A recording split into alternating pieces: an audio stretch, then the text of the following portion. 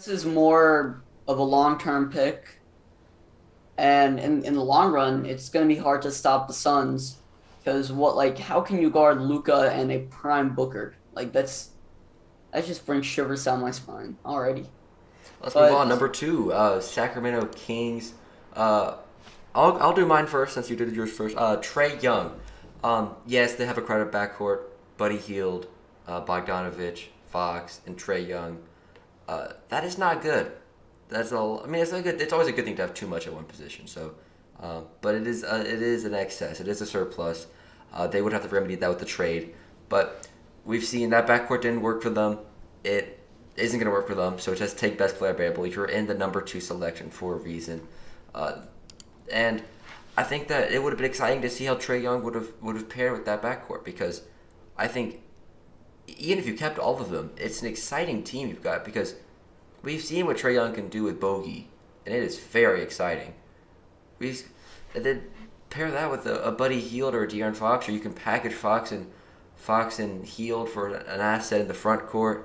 I mean, I think you just take best player available, and at this selection, Trae Young is certainly the best player available. He is someone who has turned a pretty poor rebuilding Hawks team around into conference finalists. Has played exceptional and is a spark plug on any team. So, a great playmaker would be a perfect asset to this team of sharpshooters and Hield and Bogey. And I think Fox would have had to have gone, but would have definitely recouped a very pretty penny in return. yeah, Fox in the season before his rookie year definitely had a down year. He hadn't broken out yet, so there were still a lot of doubts about him. So Trae Young could be that quote unquote replacement. And look, when Luca is a generational talent, in my opinion. There was 2012 and AD, there was 2011 in Kawhi, and then there was 2013 in Giannis. Well, Kawhi, I wouldn't say Kawhi was a generational talent because Okay, he's a not generational player, but coming on the draft, it was very unknown. player. Yeah, okay, yeah, he's a generational player, not prospect or talent. But Luca also falls in that same category. And in any other mock draft, in any other redraft, especially like 2014, 15, 16, 17, 19, Trae Young would have gone number one overall. So getting such an elite player at number two, just an upgrade over Marvin Bagley, would just blows my mind because these Kings teams have been very close to the playoffs in recent years.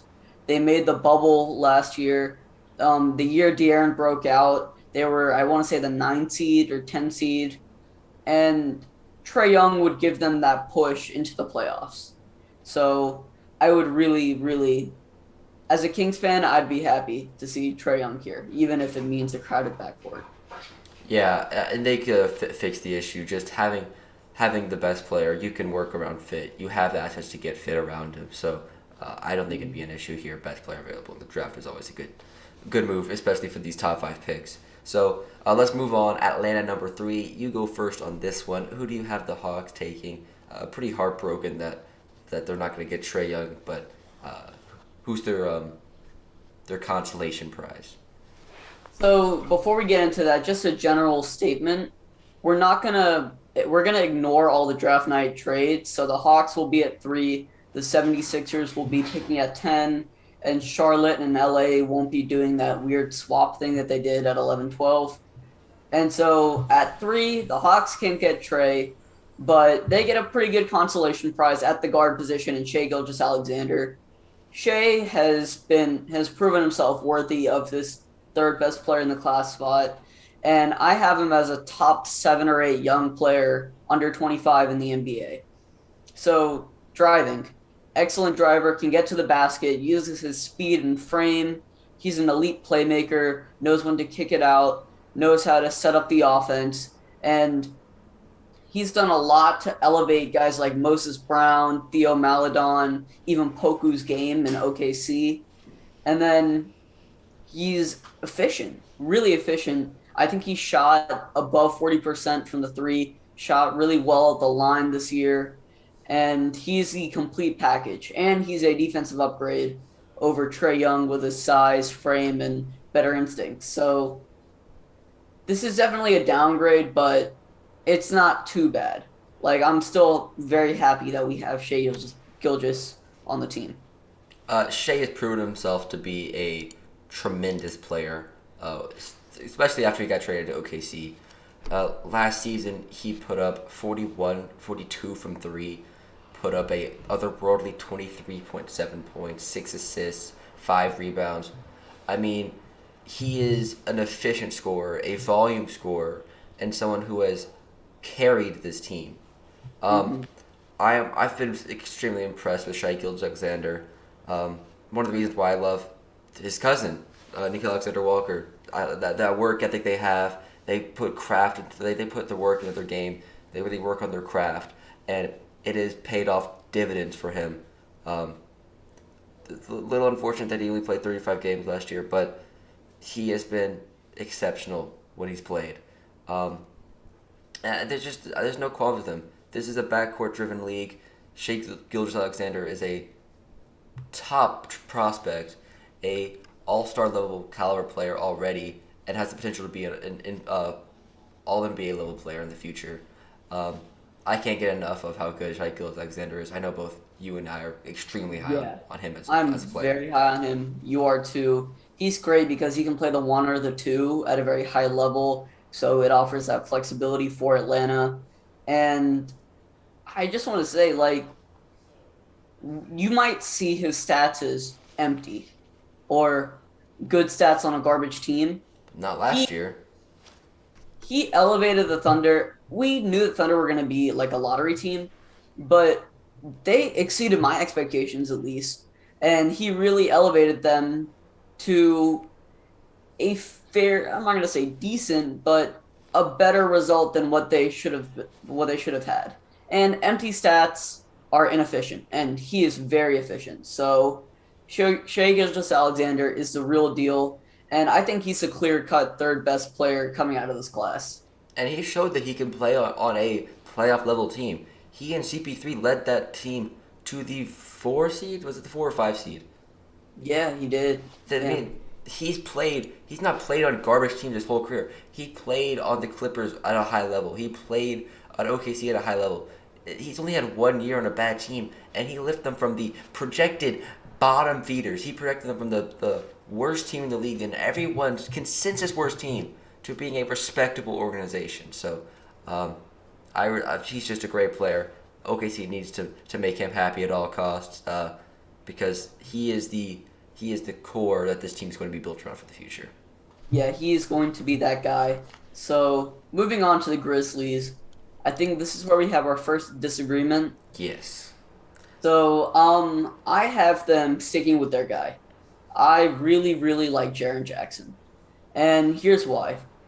First of all, you can say what you want about the season that he's had, but before that, before the really serious injury, he was on an upward trajectory. And I expect him to finally use the offseason, because he didn't have that long of an offseason, to properly recover, to rest his body, to get back into proper shape for playing.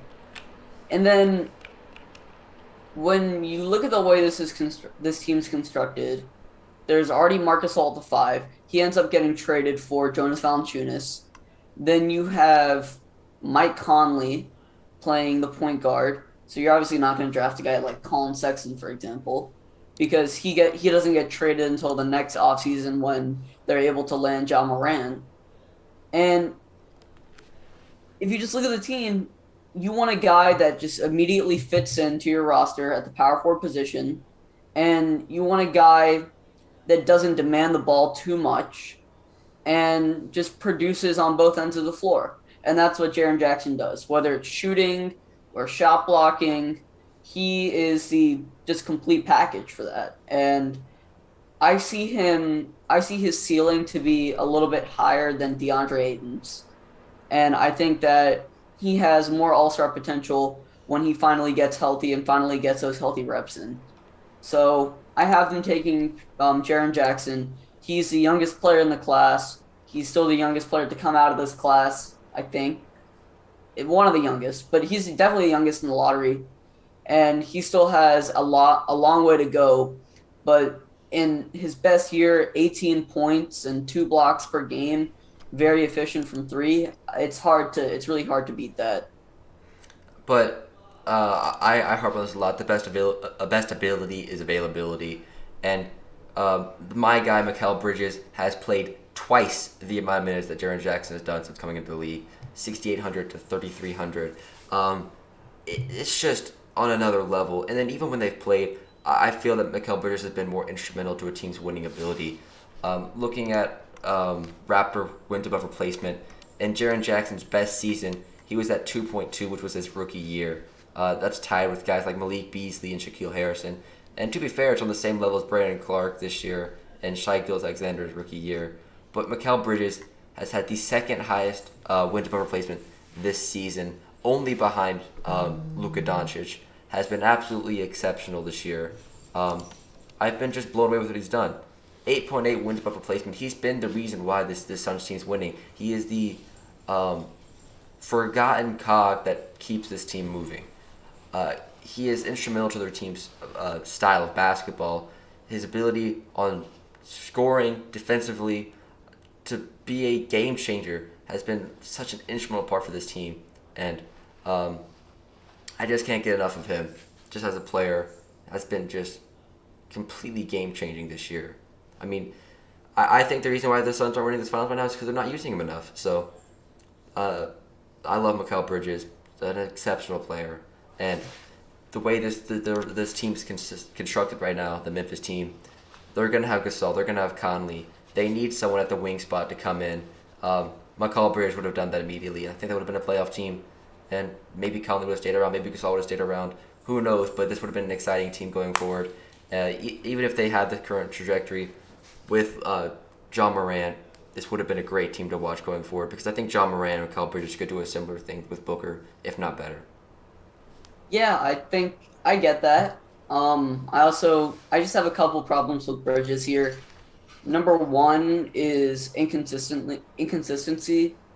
There have been some inconsistency issues, especially in the finals. There are games where he drops 24. There are games where he drops 9. Number two, Memphis. If you look at the direction of the team, they're heading into a rebuild. They were selling. They were relinquishing assets, or not assets, or older players. Like I know Zach Randolph got traded recently. Gasol gets traded mid-season. Conley gets traded in the offseason. So getting a guy with a higher ceiling like Jaren Jackson, to me, makes a little bit more sense. And it was really this one injury that defines him. I think a lot of guys have had injury issues just early on in their career, maybe one big injury, and they're able to bounce back. And I see Jaren Jackson doing that. He's a very hard worker. He knows his role. He knows what to do, and I can see him getting back to those elite levels. But yeah, I can definitely see Bridges. To be honest with you, I thought you were taking eight in that. Eight in that. I switched it up, looking at fit a little bit. Yeah, Yeah, I'm a big Bridges fan. yeah, I'm a big Bridges fan too. So let's move on to Dallas, probably the biggest loser in this lottery. Well, Just it's because, kind of like with the territory when you're losing Luka Doncic. I mean, anything is a big L. yeah, so massive L, but for me, I have him taking DeAndre Ayton here. Do you have him taking Ayton? Yes, I do. Jackson? Oh wow, so you really let Jackson fall? Yeah. It's. I mean, we haven't seen him play at that same level after the injury. I mean, I think I think he's an All NBA level talent. I've loved Jaren Jackson, but Oh yeah. just the thing is, I haven't seen any evidence that he can go back to that trajectory that we saw him on in those first 2 years or the first year and a half. So, when you're a team that's rebuilding, putting a risk on someone like Jaren Jackson, who you might be in an even longer rebuild with because he's not going to hit the heights that you thought he was going to hit because of an injury. I know Mon Madsen's a lot better, but he was just sluggish coming off last season over a year of rehab. So I would have liked to have seen more of a step from him, but he was just not an influential factor in that Grizzlies team. So let's talk about the pick itself, DeAndre Ayton. That 2017-18 season, the Dallas Mavericks were the last team in offensive rebounds a game. They were Yeah, they were just not a good rebounding team. Uh, but so bringing in someone like DeAndre Ayton, who is a rebounding monster, who will get you 15 a game on a good day, can get you 18 in the finals, which he's done. So an exceptional rebounder and would fit a style of play that I think that Cuban kind of likes to instill in his players. They kind of like he kind of likes he's kind of constructed a small ball lineup throughout his tenure owning the Mavericks. So uh, I think that Rick Carlisle would have constructed a team around him, kind of like how the Suns have constructed their roster right now. So, and when you're going into rebuild, having a great center is always a elite option. Would have been able to learn from Dirk, which would have been huge for his development. And he was the number one overall pick for a reason. Great upside, will be a solid piece, guaranteed solid production. But just nothing that's gonna wow you like the backcourt guys that have gone ahead of him. Yeah, and I have him taking Aiden too. I think I said that. When you look at when you look at this team, Aiton just makes a lot of sense. As you said, the rebounding, and then in the paint scoring, they were 19th in field goal percentage from 0 to 3 feet from the basket.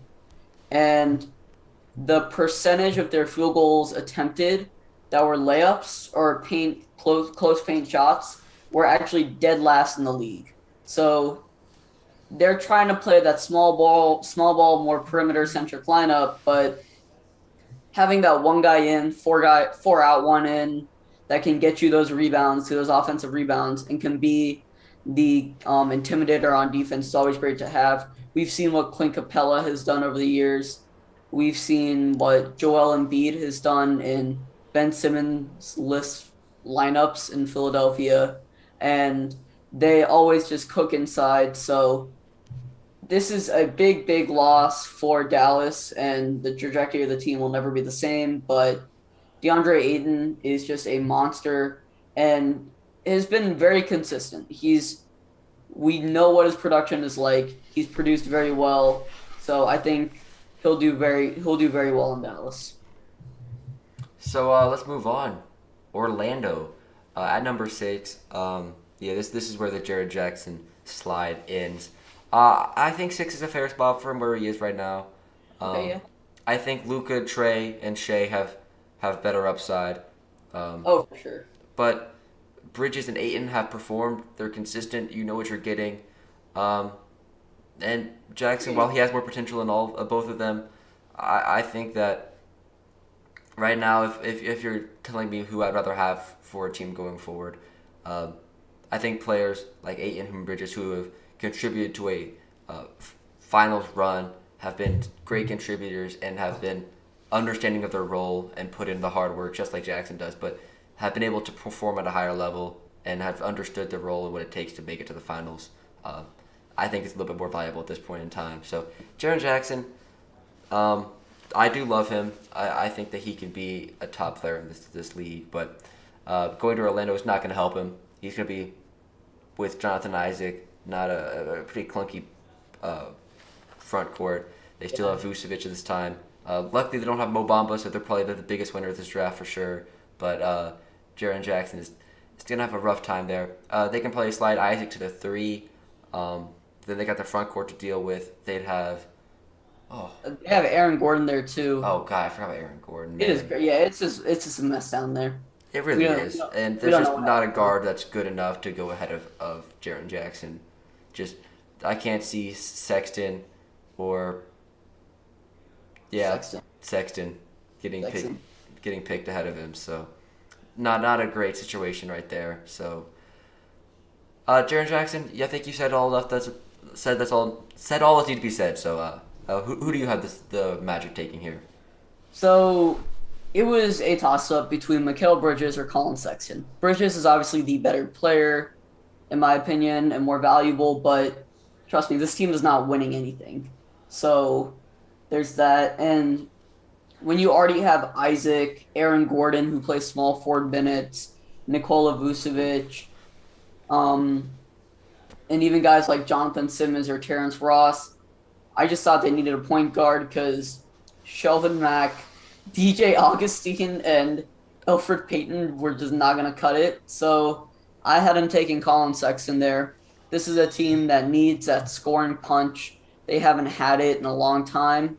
And I think taking Sexton will finally give them an efficient scorer to help them because this backcourt has been just abysmal in the last couple of years. Yeah, Bridges thrives on a good roster. So yeah, putting him on the Magic just doesn't make a lot of sense. But it is a bit strange to see Mikal Bridges go below Colin Sexton, in my opinion. So Yeah, for sure. let's move on. Chicago at number 7. This team doesn't have a lot going for them at this point.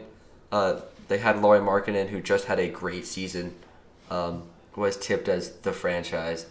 They have Zach LaVine, so I have someone that's going to pair right in between them at the 3 spot.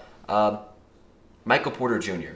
has been a very streaky player, but we have seen the upside. The injury does not seem to be a major issue with him anymore, but the major issue is just getting him consistent minutes on a team where he's going to be able to be the focal point, the main guy, the main option, maybe behind Zach LaVine, but definitely more usage rate than he's going to get in Denver. I think he's going to be able to thrive and be a 25-point per game scorer. I think this is a good system for him, personally. Yeah. Getting a lot more experience. I know Denver's a lot better of a roster, but it doesn't really allow him to thrive in its current construction. So, Michael Porter Jr. has shown elite levels of production, and if you're talking about upside, man, the sky's the limit with it. He was the consensus number 1 overall pick heading into college. Had that unfortunate injury, but I mean, if he was able to play at Missouri, I have no doubt that he would have been the number 1 overall pick in this draft. Just Yeah. maybe behind Luka Doncic, but No, DeAndre Ayton. Is well, Ayton? no, in my opinion, Oh, okay, yeah. In your opinion, in yeah. my opinion, it was Luka 1, and then if Porter was healthy, he would have been 2. I look at one too. And then Trey Young would have been like 8 because I was very low on Trey Young. So Yeah, I was low. I was high on Luka, low on Trey. One right, one wrong. But right here, I think MPJ is a great fit for Chicago. They need an upside player, and Porter is definitely that guy. Yeah, even on draft night, a lot of people had him going in the 5 to 6 range. And the fact that he slid so far, the fact that Mr. Fortnite Kevin Knox got Oh selected in front of God, him, man doesn't even play anymore. that was just baffling draft night, baffling now. But for me, I don't have MPJ here because you can take Mikal Bridges. So it's best player available. The small forwards on this team were Paul Zipser, Quincy Pondexter, and Jarrell Eddy. So they needed a lot of help there. So you have them taking a small forward MPJ. I have them taking Mikal Bridges here. So you've said everything about Mikal. I don't need to say too much, but let's move on to Cleveland because this is interesting. They don't have LeBron anymore. This team is completely depleted. You're gonna have guys like JR, Jay Crowder, Kevin and Love. Kevin Love leading the team. So who do you have them taking? Um, Same selection, Colin Sexton. He was awful his rookie year. I think it was the lowest WAR that we've ever seen, -7.6. Oh my god. Man, he was really dismal, but has turned it around. This year he was net 0. Actually, he was a slight positive, 0.03. So he is developing in a positive way. He's making progressions in his offensive and defensive games. He's got the work ethic. He's got the mentality.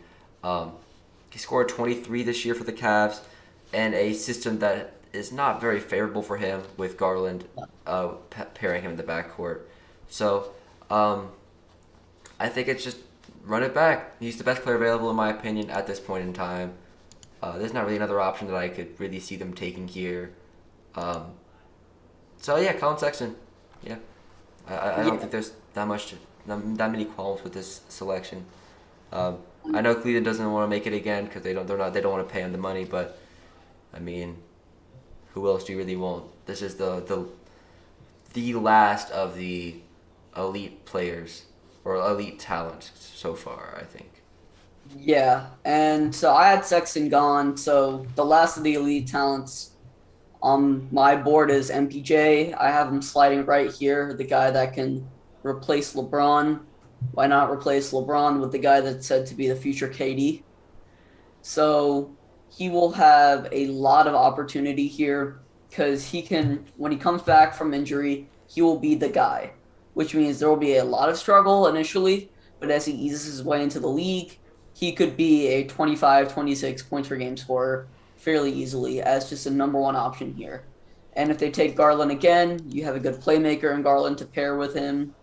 And then in later drafts, you can get some more defensive off ball type guys, but MPJ can be the elite scorer in Cleveland just with no one else there. So I'm I would be very excited to see Michael Porter as a Cavalier. Yeah, so I'm kind of surprised I haven't falling to 8 to be honest, but that's just kind of how the board falls at times. Kind of It's with not really a sure thing compared to some of the other guys here. yeah. So There's let's a move lot on of with risk New there. York at number 9. So I have them taking Marvin Bagley. I still have a lot of hope for him for some reason. Um, yes, this Knicks team has Kristaps, but he can also play the 5. Also, they do have a lot of 5s, but pretty much that's You it. pointed out he They got was Luke Cornett, Michael Beasley. Not a lot there, but Marvin Bagley has been someone who has been not developing since his rookie year. Honestly, his rookie year might have been his best year so far in his career, but has not been given the opportunity to really thrive. Yes, his kind of play style has not been really conducive to modern day basketball. But you can play him at the 5, you can play him at the 4. I don't know where his future lies at the NBA level at the 4 or 5, but he can do both effectively. As a solid rebounder, um, and I mean, he scored 14 points per year every season. I mean, he's got the upside. I want to believe in him. He was such a great player in college. Was a all rookie team his first year. Um, yeah, I don't know how much of this is him and how much was in Sacramento. I just want to see him on a different team. I really want to see him get out because, I mean, there was a reason why he was the number 2 overall selection in this draft. I really, really want to see him hit the heights that we all thought he would hit out of Duke. Um, it's one of these players that I have hope for. I have no reason to be hopeful for, but I still feel like he can reach his potential. Don't know why, but I still feel like he can.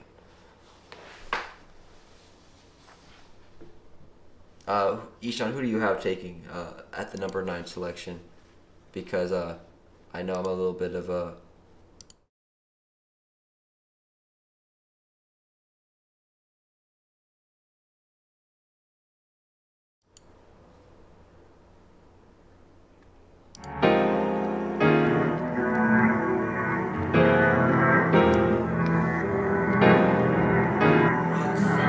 Rod Simba.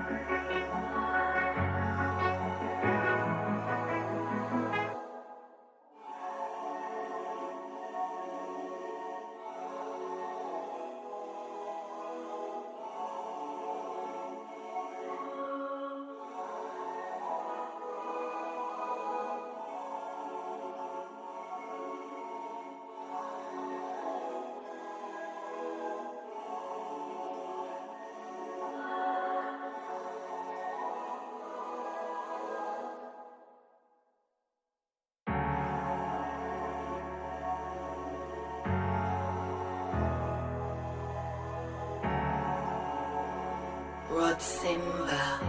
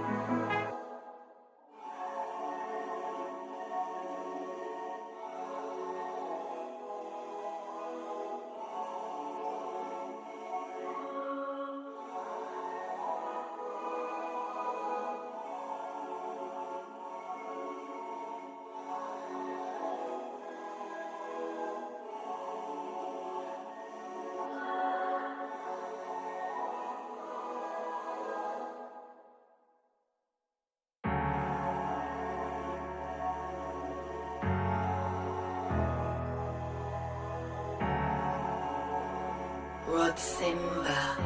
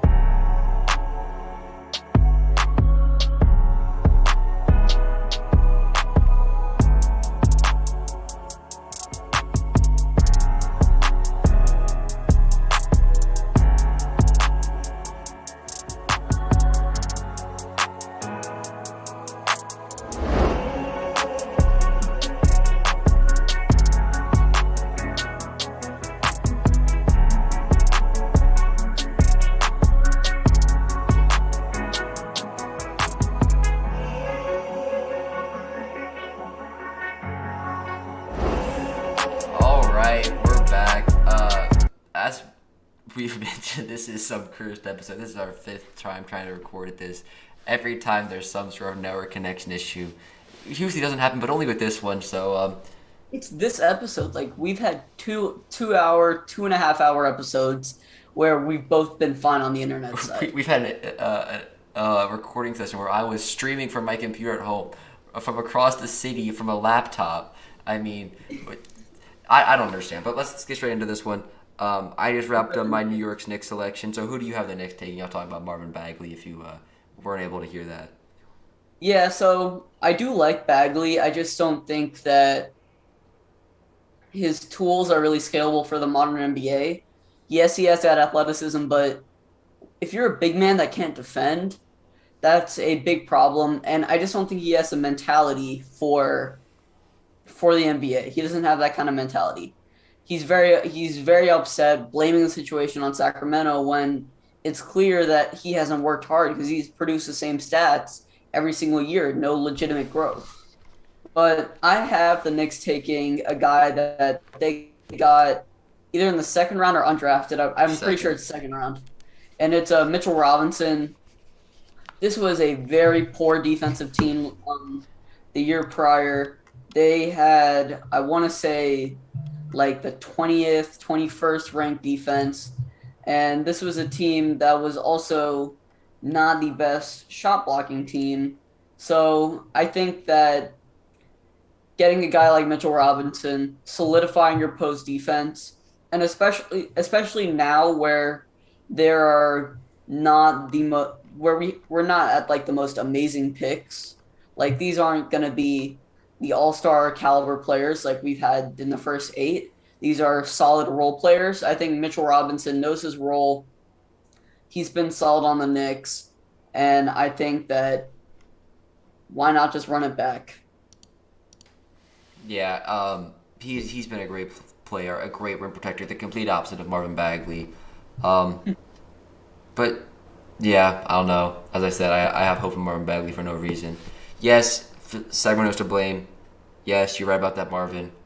But it's a two-way street. I mean, you can You got survive to in be any situation. I mean, there's a reason why it hasn't worked out, and yes, part of it is because of where you've landed, but that's not the only situation. That's not the only factor that's causing your average output. Let's say that.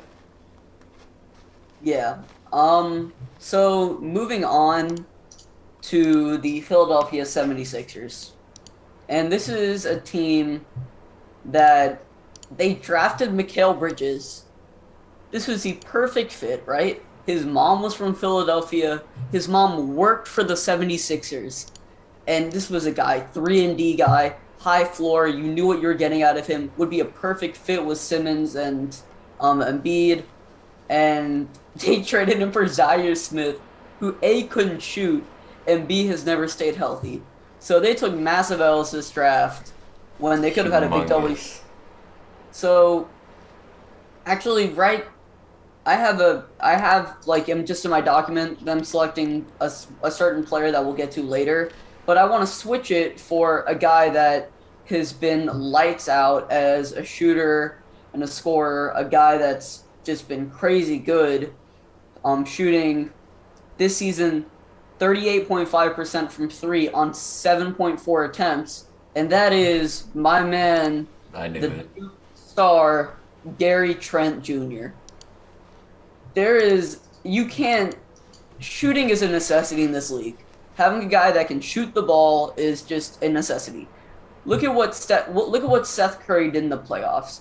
He was the reason that this team stayed. He was one of the sole reasons this team stayed alive and was successful as they were in the playoffs. So having a guy that can shoot lights out like that, having another guy like that, is just crucial because they didn't have Seth Curry at the time.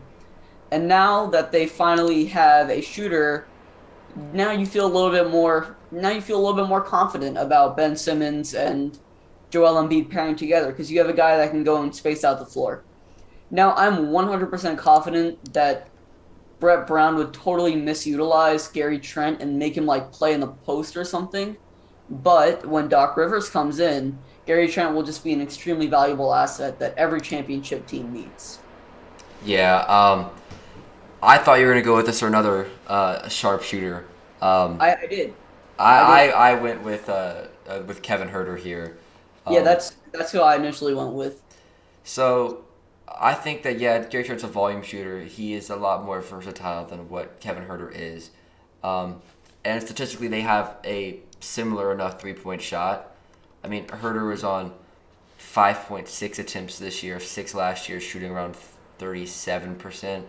Yeah. So technically, you could look at it, Gary Trent and say he's a better shooter, but there's something about Kevin Herter, man.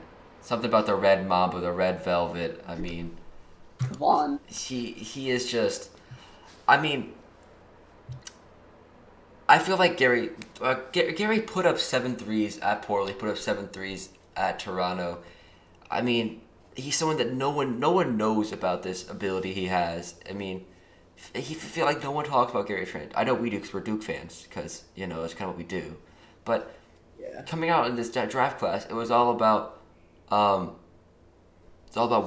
it's all about Marvin Marvin. Bagley, Grayson Allen, um, and then you got to the Gary Trents, and then there was one more who I'm forgetting that I really liked. There was 5 guys in Oh, this new class that all Frank. could have gotten drafted.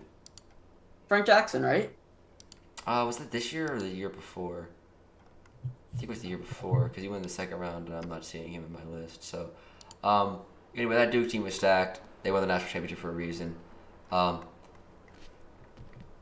Well, they didn't. no, that was the what year That was was that? It's the that was 2016-17. that was Vegan Jaws here. Oh my god, I love Vegan Jaw. 14-15. This team should have won the championship. Quinn Cook, Justice. God, that team was so stacked. But Justice Winslow. Oh god, I love Justice Winslow. that dude is crazy. Before we, okay, let's not get sidetracked here, but I think you can go with either option here. I'd say Kevin's probably a better defender. Just in the playoffs, I saw him more as a plus than Gary Trent. But you can't really go wrong with either one. You're getting a guy that can just shoot the ball lights out. So with the 11th pick, Charlotte, I have them taking. Initially I had him taking Gary Trent, but they are going to be going with Kevin Herter now. So they definitely needed some shooting. This is the last couple years of Kemba Walker. They still wanted to make more of a playoff push, and this is definitely an upgrade over Miles Bridges, in my opinion. Kevin Herter. Yeah, I had them taking someone who they already drafted in this draft, and it's not Bridges, it's Devontae Graham. Someone who, before LaMelo Ball came in, was ridiculous. 6 threes a game on 40%, scoring 18 points a game with 7.5 assists. Playmaker, too. Was just absolutely incredible on that Charlotte team, and continued that great shooting and just solid ability into this season. Shot 38% this year, 15 points a game. A little bit less usage, obviously, considering LaMelo came in and Gordon Hayward for less. But, I mean, he was instrumental for that team. He's been a great player and has been someone who's been under the radar. Someone who I thought the Hawks were going to keep on that draft night because I thought he was a very talented player really coming out liked of him. Kansas. So, was very surprised to see him get switched up. Surprised to see him do nothing in his rookie year, but he really has put in the work and really developed into a great player. So, Devontae Graham. Yeah, so I have Charlotte taking Kevin Herter for all the reasons you said earlier. And moving on to the Clippers' first of 2 consecutive picks, I have them taking Devontae Graham because there is a clear need at the guard spot. You have Lou Williams there, but he's going to be coming off the bench. You have Pat Bev there, but he's actually listed as a shooting guard here. You don't really have a true playmaking scoring point guard. And you have guys, you still have Tobias Harris, you still have Gallinari, you have DeAndre Jordan, you have Blake Griffin. So there are a lot of really good assets here. And I think that Devontae Graham would be a really good fit here for the Clippers. He really would be. I mean, that team is lacking in the point guard position. I think it was Terrence Wallace, Jawan Evans. Milos Teodosic, he had all that hype coming in, didn't really do anything. Yeah, I'm pretty sure Austin Rivers played point for them that year. Yeah. Was definitely a sore spot in that team. This is And a playoff team. yeah, and that's the reason I'm not having them take a point guard. I'm having them take Duncan Robinson because I think 3-point shooting is always something that's valuable. I think in the draft you can never go wrong with a 3-point shooter. And this team has some solid shooters: Gallinari, Tobias Harris, um, Lou Will. But other than that, this team's shooting is pretty disappointing. And I think that bringing in shooters is a always a great option. And then my other selection, I had them taking Jalen Brunson just to get some more. I don't know. They kind of don't need his defensive ability, but he's been someone who's been great for the Mavericks. He's really taken a step forward this season, and has been a great contributor. 40% from three, can shoot the ball well, and is just a great, well-rounded player. So I think you get two well-rounded wings. Wing depth is something that's incredibly valuable in this league. Look at the Suns. So look at the Hawks. Wing depth is important. Getting in two great wings. Never gonna see me complain about that. So it's funny that you said Duncan Robinson because with my second pick, the Clippers take Duncan Robinson for the exact same reasons as you. And if you just look at this team shouldn't have made the playoffs. They shouldn't have been the 8th seed. They shouldn't even push Golden State to 6 games. They were selling. They sold Blake. They sold Tobias. Sold Gallinari. They got rid of DeAndre Jordan. So this was a team that was starting over. And why not have two really good pieces to start over with? For me and Devontae Graham and Jalen Brunson. For you, it would be not Jalen Brunson, Devontae Graham and Duncan Robinson. For you, Jalen Brunson, Duncan Robinson. So adding that guard depth, adding that wing depth. So we've made it to the final team, the team that has been a consistent top 3 seed in the past couple of years, a team that is led by Nikola Jokic, a team that stole Michael Porter Jr. from everyone. So who do you have Denver taking? Because they have Murray, they have Moutier, who's still young, they have Monte Morris, so that's a very, very solid point guard trio right there. Gary Harris was coming off of a really big year. Malik Beasley was getting into his rhythm. Will Barton is very good too. Then you have guys like Paul Millsap, who they just signed. Nikola Jokic, Kenneth Farid is still there. Trey Lyles still there. So this is a very, very good team just from top to bottom. So who do you have them taking? Because I think there's a need at the small forward position. And I have them taking Miles Bridges. I think Bridges has been great this year. He shot 40% from three on 4.4 attempts. And looking at his wins above replacement compared to everyone else in this situation, he ranked 39th this year out of players in their first 4 years. Was very impressive. Right below Gilgeous-Alexander at 3.1, he was at 3-point flat. And then you compare that to other guys that I was considering for this pick. You got Gary Trent at a solid 0, not really contributing to winning basketball, especially when you saw him in Portland. But I think Miles Bridges, when you put him on this Denver team, I think he gels with their identity. Is a solid role player, knows his spot, and I feel like he can thrive on a catch and shoot opportunity and really take advantage of what falls to him. So I think that you put him in this system, and you've got Jokic, the facilitator, you've got Jamal, you've got Barton, you've got Harris at this point, right? You've got Paul Millsap. I mean, you bring in someone like Miles Bridges at the 3. I think this is just the best selection here. Really fits with what they're trying to do, and I thought that would be a great pick for them. I'm surprised the Clippers traded out of this pick when they drafted Miles Bridges. I mean, he would have been a great fit for any team. He's just a really solid player.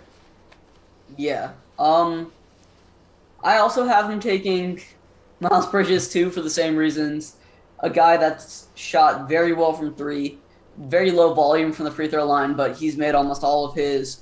He can score, he can rebound very well, and he'll just be another guy in the he'll be a guy in the rotation that they can depend on, a guy that can go for a couple big games, but a guy that will definitely contribute, especially in the playoffs. Because I think after this year, that's the year they blew up into the 2nd seed. So I think Miles Bridges, just from a need perspective, from the way he fits into the team, makes a lot of sense here. So that rounds out the lottery.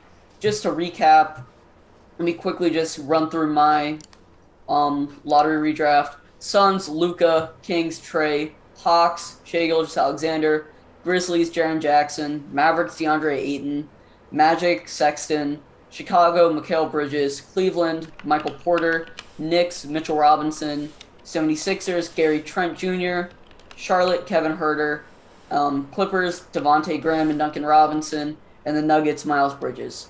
And just some guys that were in the conversation.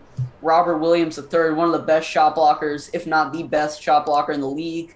Jalen Brunson, Mo Bamba, Marvin Bagley, Kendrick Nunn, Wendell Carter, Dante DiVincenzo, Shake Milton, and DeAnthony Melton. All guys that I had in the conversation for the lottery as well. Yeah, and I'll run through mine real quick.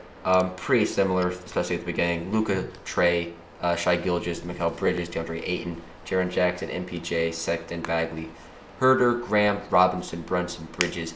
And I just want to give a credit to this draft class because, man, the depth is absolutely insane.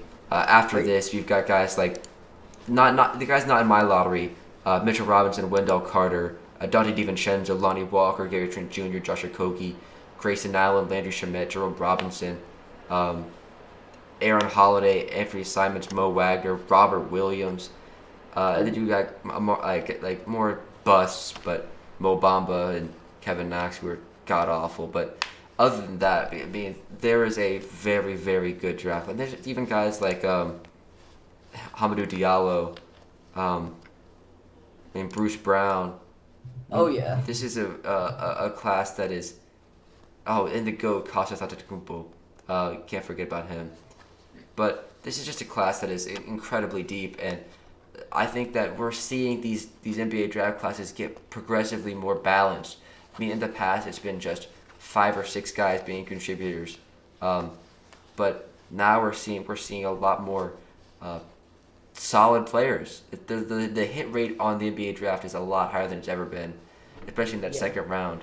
I mean, just looking at my draft, some later draft picks, SGA and Mikal were picked 10 and 11. Then you have guys like MPJ at 14, Herter at 19, Graham at 34, Brunson at 33, Mitchell Robinson at 36, Gary Trent at 37. Shake Milton at 54. This draft class has been. We're getting deeper. Oh, did I say Josh Okogie earlier? I don't know. Yeah, Josh Okogie at 20, I think. Yeah.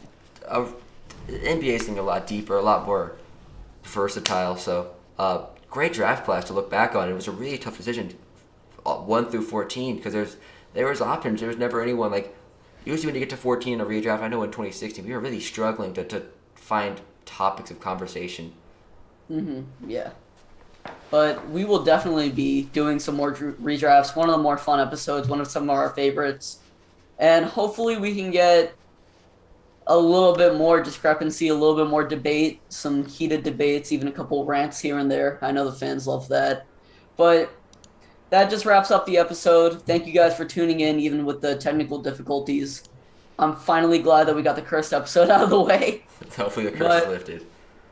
Just remember to stay tuned with the website, with our Instagram, with our Twitter, and just with some podcasts in the future. We'll be doing a live show for the draft where you can call in or log in on Discord. We'll figure out the logistics, announce that on Instagram. But just, yeah, that's really it for the Triple Threat Podcasts. My name is Ishan Cheth. Alongside me, as always, William Ezel. And that's episode 48. Peace.